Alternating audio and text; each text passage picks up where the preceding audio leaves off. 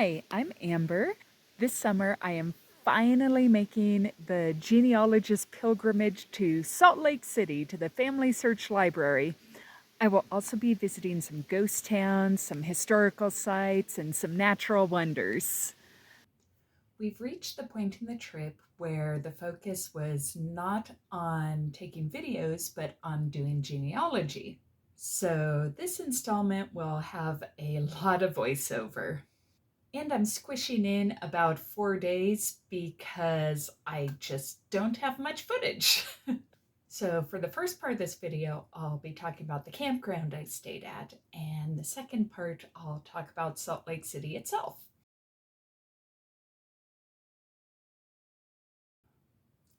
I spent 3 nights at the Great Salt Lake Campground. It was the first campground of the trip with showers, so I was so happy to take my first shower in 4 days.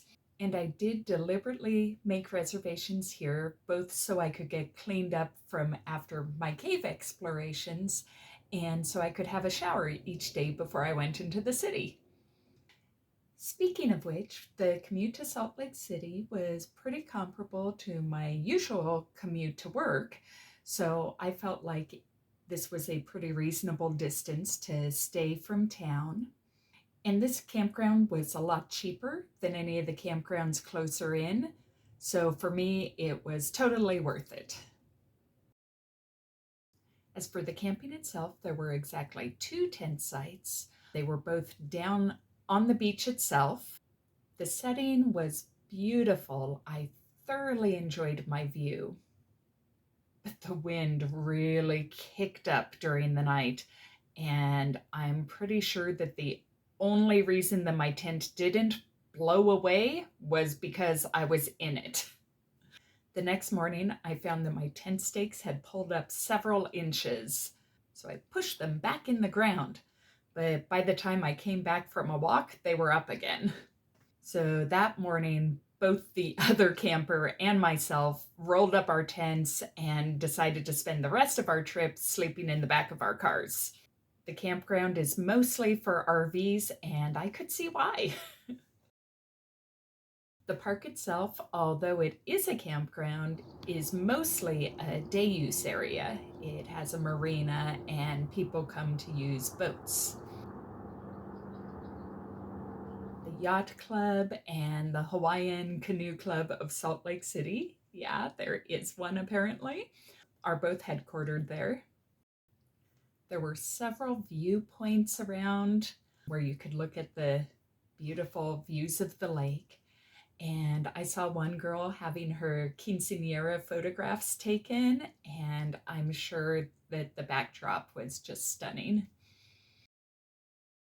There were birds everywhere. Barn swallows were swooping down. There were other birds too. The gulls, I noticed, were smaller than the California gulls that I'm used to here in Oregon, but they were pretty cute.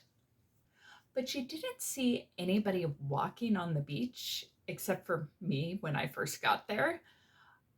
That's probably because the beach was strewn with dead birds. And I don't mean one here and one there. I mean, once you reached a certain point, you had to watch where you stepped. I didn't take any pictures of this for obvious reasons. So after my first foray, I stuck to the paved paths, and they were pretty nice.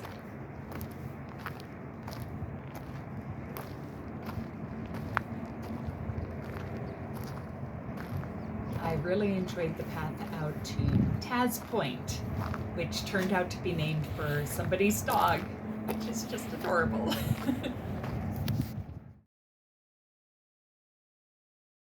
For some reason, there was this 2002 Winter Olympics thing there, but I don't know why, because as far as I can tell, they didn't make use of this particular park during those Olympics, but whatever.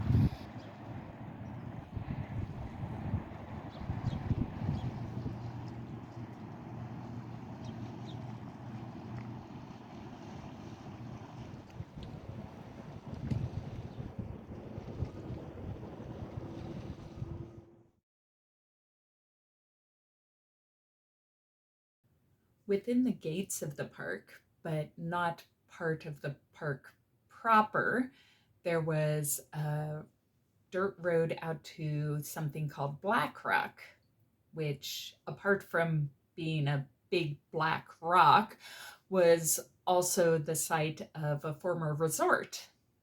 So, of course, I went out there to see what that was about. Surprisingly, I was underwhelmed by the history and much more impressed with the bird watching. Well, they're different. They look like penguins or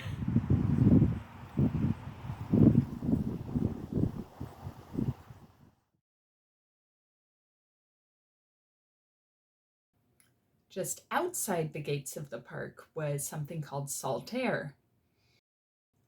Apparently, it's the third Saltair building in that location, and it's quite the building. The first Saltair started out as a resort for taking the waters, as they used to say back then. Now, a couple of buildings later, it's a concert venue. Nothing was going on while I was there, but I enjoyed the building just as a landmark and a sign that I was almost to my campground.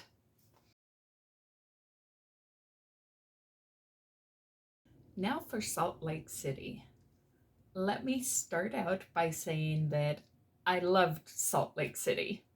I really stayed within the downtown Temple Square area, so take my review as you will, but it was great. The day I arrived was Sunday, so I took the opportunity to go into town and just get my bearings, figure out the parking situation, that sort of thing. I got to walk around Temple Square and into the Tabernacle and see the famous Tabernacle organ. That was really cool. There was a concert where I got to see them actually play the organ, and it was really awesome. Photography was not permitted though, so I wish I could share that with you. There were some cool monuments in the area.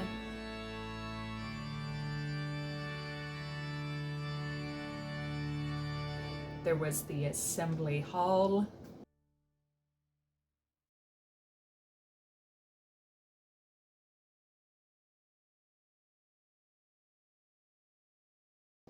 The temple itself was under construction while I was there, so I didn't get to go inside. Nobody got to go inside except for workers. But there was a really cool scale model, like almost like a dollhouse replica of the temple in the conference center, which was really cool to look at. Might even be better than a tour, I don't know. I did get to tour the conference center, which is how I found out about the scale replica of the temple. And the conference center is really cool in itself. It is home to the world's largest auditorium. And you know how sometimes if you go see something and they tell you it's the world's largest something, you kind of think, oh, I thought it would be bigger. That was not the case here. This truly did feel like the world's largest auditorium.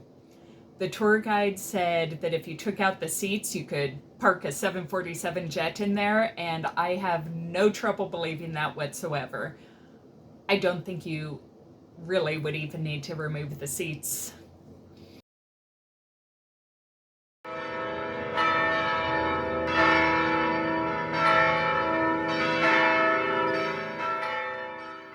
Although Salt Lake City is famously a Mormon town, it does also have a Catholic cathedral.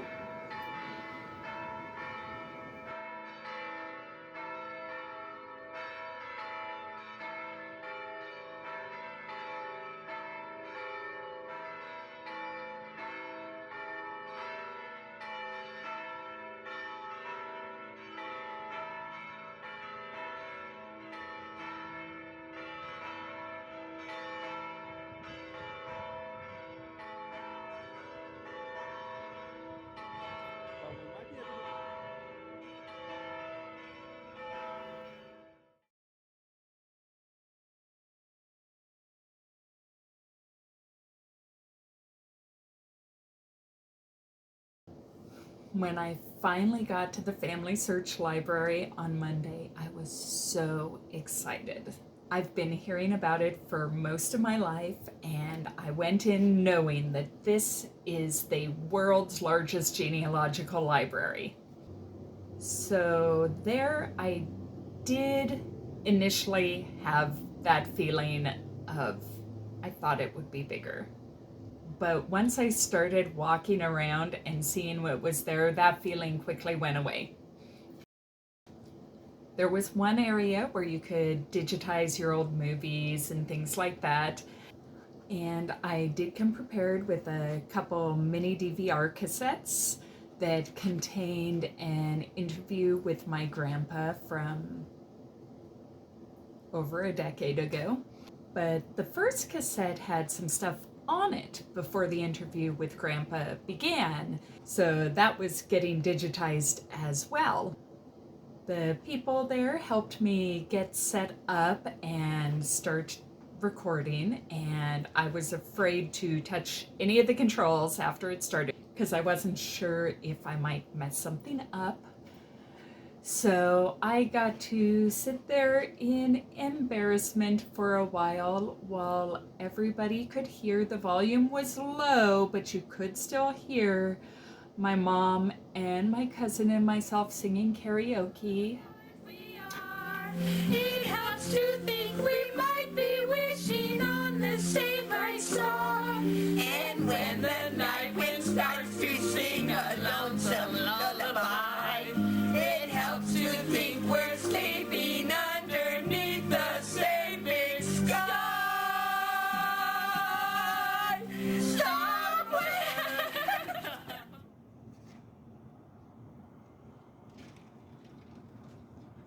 I knew I was in heaven when I started walking up and down the aisles devoted to microfilm and saw how many drawers there were. This is amazing. Yeah. And you can bet I did make use of quite a few of those rolls.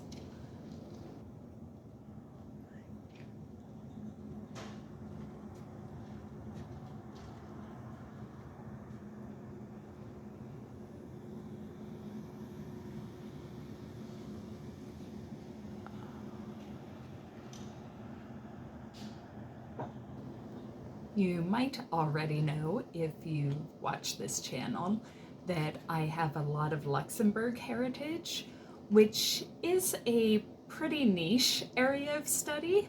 If you go to most libraries, you'll be lucky to even find 1 or 2 books on the subject. This was the first time I've ever been anywhere and seen an entire section devoted to Luxembourg. Plus, there was a display cabinet on the international floor of the library exhibiting some of the resources on Luxembourg.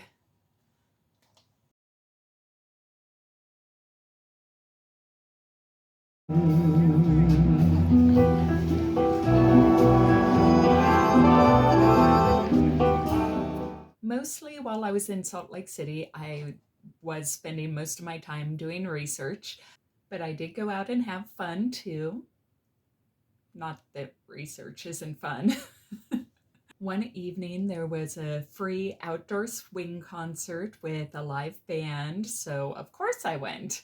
The band was great, the dancing was fun. I had a great time.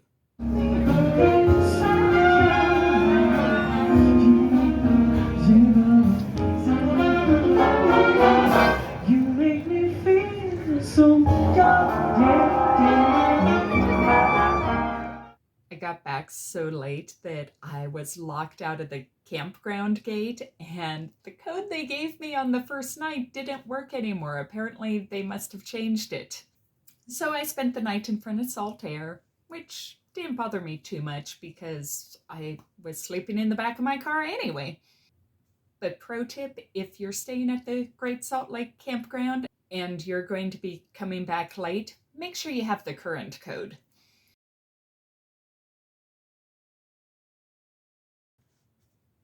So my first trip to Salt Lake City was great, and I hope to go back again soon. Bye.